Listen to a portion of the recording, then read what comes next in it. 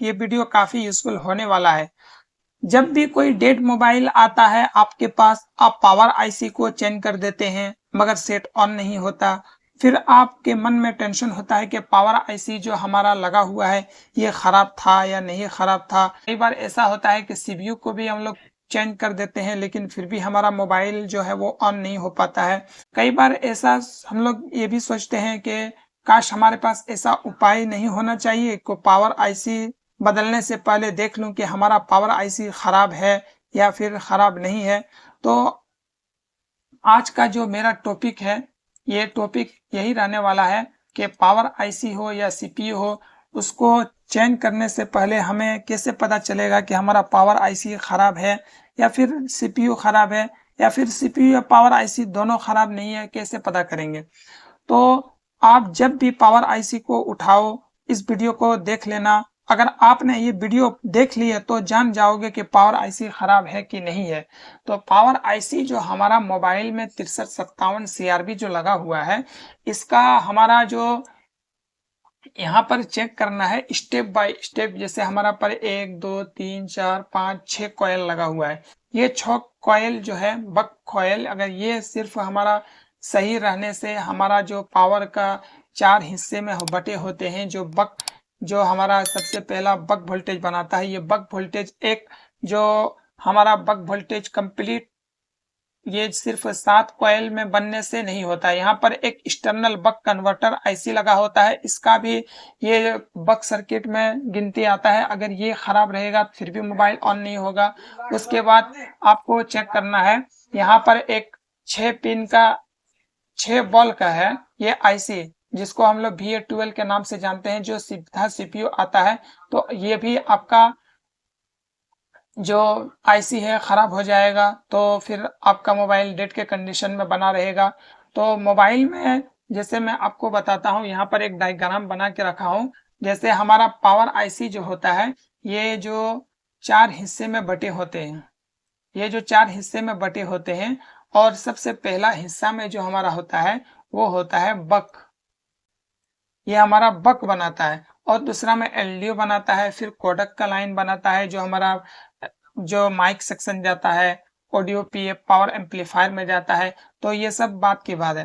पहले हम बक के बारे में पूरी डिटेल में जानकारी लेंगे और बक के जो हमारा वोल्टेज होता है, जैसे यहाँ पर मैंने गिनाया आपको 1 2 3 4 5 जो हमारा लगा हुआ है, वहां पर बक जो लगा हुआ है, इनके बारे में मैं पूरी डिटेल में बताने वाला हूं कि हमारा पावर आईसी खराब है कि नहीं है। बदलने से पहले आपको चेक करना बहुत ज़्यादा ज़रूरी है। उसके बाद मैंने आपको एक्सटर्नल बक कन्वर्टर आईसी के बारे में मैंने बताया। उसके बाद यहाँ पर 6 बॉल का जो VA12 का जो 1.2 वोल्ट की सप्लाई जो सीपीयू जाता है, इसके बारे में बताया। तो अगर ये वीडियो आप पूरा देखेंगे, उम्मीद करता हूं कि ये वीडियो आप पूरा देखें, क्योंकि अगर ये वीडियो आप पूरा देखेंगे तो डेड मोबाइल बनाने में आपके लिए काफ़ी ज़्यादा आसानी होने वाला है। चाहे आपके मोबाइल में 6357 सीआरबी जो लगा हुआ है, इसमें आईसी पावर आईसी किसी भी मोबाइल अगर आपके शॉप में आ जाए तो ये जो मोबाइल बनाने में काफ़ी ज़्यादा आपको आसानी होने वाला है। तो वीडियो शुरू करने से पहले मेरी आपसे एक रिक्वेस्ट है कि अगर आपने मेरे चैनल को सब्सक्राइब नहीं किया तो चैनल को सब्सक्राइब करके नोटिफिकेशन को ऑन कर लीजिए, आपकी बड़ी मेहरबानी होगी। तो सबसे पहले यहाँ पर चार्जिंग आईसी से हमारा 5 वोल्ट की सप्लाई आउट होती है, जो कि VPH पावर लाइन होती है, ये तो आपको पता ही है। उसके बाद यहाँ पर 5 कैपेसिटर लगा होता है, जिसे मैं एक बार बोर्ड में भी दिखा देता हूँ। यहाँ पर 5 कैपेसिटर लगा होता है, मैंने 4 बनाया वहां पर। तो आप लोग 5 कैपेसिटर में गिनती कीजिएगा। तो यहाँ पर 3 2 5 है, तो 5 कैपेसिटर जो है ये यहाँ पर रहता है।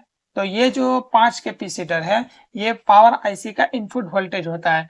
पावर आईसी का इनपुट वोल्टेज मिलते ही, जो 3.7 से लेकर 4.2 वोल्ट की सप्लाई इन होती है, पावर आईसी को इनपुट वोल्टेज मिलते ही सबसे पहले ये जो हमारा बक जो एक हिस्से में वोल्टेज बनाता है वो शुरू करता है बनाना। सबसे पहले बक बनता है, फिर एलडीओ बनता है। तो बक बनता है तो यहाँ पर सबसे पहले हमारा एक VS1 का 2.05 वोल्ट जो बनाता है, उसको चेक करनी है बक वोल्टेज। अगर ये लाइन अगर मिल जाए तो ऑटोमेटिक सबसे पहले आपको इसको चेक करना है। अगर 2.5 वोल्ट अगर VS1 का लाइन में मिल जाए तो 100% आपका यहाँ पर मॉडेम का 0.6 से लेकर 1.2 वोल्ट की सप्लाई है, और भी कोर का लाइन है 0.6 से लेकर 1.2 वोल्ट की सप्लाई, भी प्रोक का लाइन है 0.6 से लेकर 1.2 वोल्ट की सप्लाई।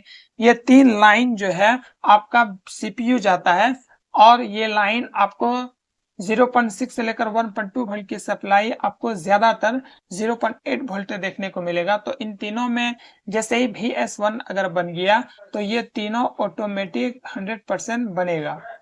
अगर ये तीनों बन गया, अगर ये बन गया तो ये तीनों तो बनना ही है। उसके बाद यहाँ पर जो ये VPA का लाइन है इस बक में, जैसे मैं अभी आपको दिखा देता हूँ, वहां पर जैसे ये आपका VS1 का है, उसके बाद ये आपका मॉडेम का है, भी कोर का है, भी प्रोक का है, और ये VPA का है। इस बक में आपको कोई वोल्टेज देखने को नहीं मिलेगा, क्योंकि ये जो वोल्टेज है ये आपका सिम मोबाइल में लगाएंगे उस वक्त बनता है, तो इसमें आपको नहीं चेक करनी है। चेक करनी है बाद में, ये डेट से कोई मतलब नहीं है। तो आपको यहाँ पर कितने 3, 2, 5 कॉइल मैंने वहां पर बताया। उसके बाद एक एक्सटर्नल बक कन्वर्टर और VS2 का जो बक है इसको दिखाना है कि ये कहाँ पर लगाना है। तो यहाँ पर सब बनने के बाद जो सीधा CPU जाता है, यहाँ पर सब बनने के बाद आपको जो चेक करना है, यहाँ से VS1 का एक लाइन आउट होती है जो कि आपका एक्सटर्नल बक कन्वर्टर IC जो मैंने अभी आपको दिखाया 1 नंबर पिन में ये इन होती है।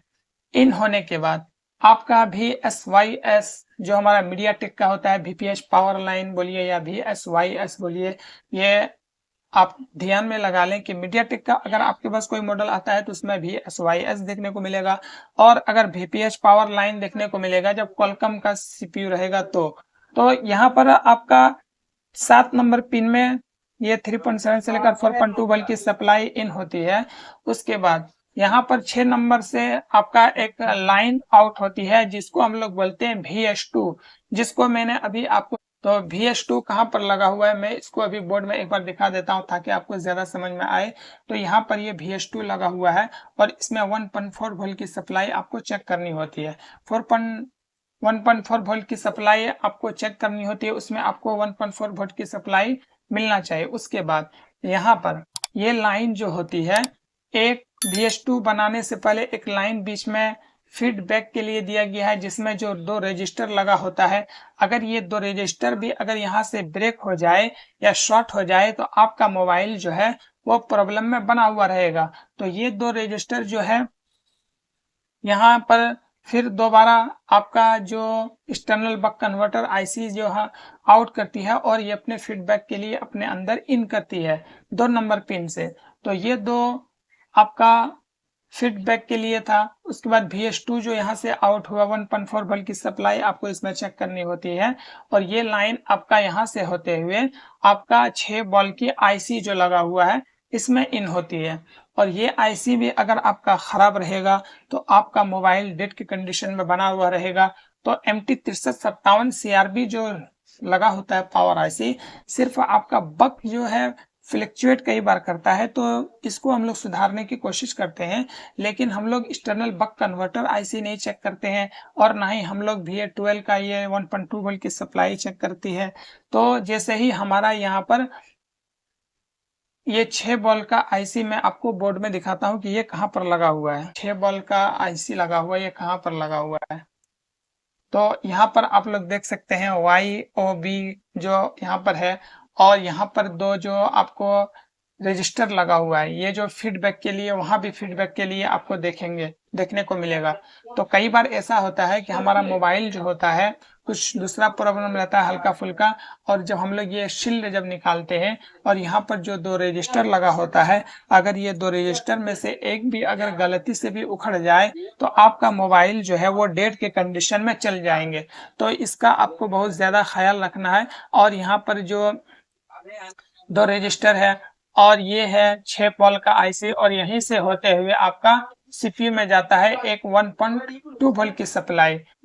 तो इसे चेक करना आपके लिए बहुत ज्यादा जरूरी है। अगर ये IC अगर आपका खराब हो जाए तो आपका मोबाइल डेड के कंडीशन में बना हुआ रहेगा। उसके बाद यहाँ पर आप देखेंगे कि यहाँ पर जो मैंने 2 रजिस्टर आपको बताया, ये रजिस्टर फीडबैक के लिए यहाँ पर लगा हुआ है, जो कि आपका सीपीयू में इन होता है 1.2 वोल्ट की सप्लाई। तो इसे चेक करना आपके लिए बहुत ज़्यादा ज़रूरी है। यहाँ पर आपका इस बॉल में इन होती है ये लाइन, और फीडबैक के लिए ये आउट होती है। ये आउट होती है जो कि आपका सीपीयू जाता है, और सीपीयू जाने से पहले आपका फीडबैक ले लेती है 2 रजिस्टर, जो कि काफ़ी इम्पोर्टेंट होता है। अगर ये फीडबैक का जो रजिस्टर खराब हो जाए तो फिर प्रॉब्लम बना हुआ रहेगा। तो यहाँ पर देखिए, मैंने जितना कुछ भी बताया आपको उम्मीद है कि समझ में आ गया होगा। तो आपको इस वीडियो से क्या समझ में आया कि पावर आईसी का जो बक है, सिर्फ ये बक आपका सही रहने से आपका मोबाइल ऑन नहीं होगा। ऑन होने के लिए आपका एक्सटर्नल बक कन्वर्टर आईसी भी सही होना चाहिए। अगर एक्सटर्नल बक कन्वर्टर आईसी अगर खराब रहेगा तो VS2 नहीं बनेगा, और जब तक VS2 नहीं बनेगा, जैसे VS1 जो हाई एलडीओ इसको बोलते हैं, और इसको लो एलडीओ बोलते हैं VS2 को। तो हाई एलडीओ और लो एलडीओ अगर नहीं बनेगा तो आपका मोबाइल डेड के कंडीशन में बना हुआ रहेगा। तो इस बात का आप ख्याल रखेंगे, हर एक मोबाइल में आपका ये बग जो होता है यहीं पर हाई एलडीओ और लो एलडीओ बन जाता है, लेकिन ये आईसी जो है ये यहाँ पर लो एलडीओ बना रहा है, तो इसे चेक करना आपके लिए बहुत ज़्यादा ज़रूरी है। उसके बाद आपको VA12 जो हमारा 1.2 वोल्ट की सप्लाई, इसे भी चेक करनी होगी। तो उम्मीद करता हूँ कि ये वीडियो आपको पसंद आया होगा, और अगर पसंद आया तो चैनल को सब्सक्राइब करना ना भूलिएगा, आपकी बड़ी मेहरबानी होगी। और आपसे लोगों से मेरा ये कहना है कि अगर ये वीडियो आपको अच्छा लगा है और इसका प्रैक्टिकली वीडियो अगर आपको चाहिए तो आप कमेंट करके बताएं।